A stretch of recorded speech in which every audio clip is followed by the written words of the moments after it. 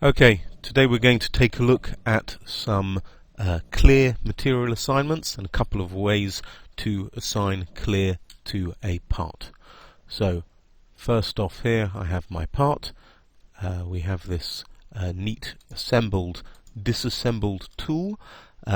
Basically what we've got going on is I've got some smoke that I want to represent inside a box of clear. So if I reassemble this part and I select my box, so the first thing that we can do is we can go to the model settings, can go to tray materials, and I can assign my VeroClear material to this part. Now, what if I want to take advantage of the new Vero Ultra Clear material? So what I would need to do for that is I go to tray settings, change tray settings, and we need to add the Vero Ultra Clear material to my tray. So at the moment here I've got, say, Agilus 30 Clear. I will remove that selection. I'll go to the Vero Ultra Clear, add that, and go save. And now my Vero Ultra Clear material will be available for me to apply.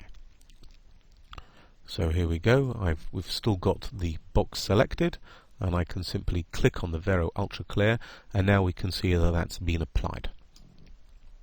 Now let's take a look at the smoke inside. At the moment this has been imported as the default white material, but I want that to have be white with some transparency.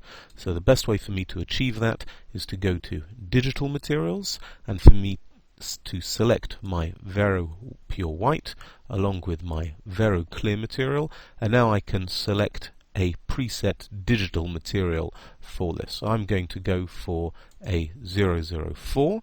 That is going to give me a transparent white material. And now this part is ready to be printed. So we can carry out an estimate and we can send the part to print.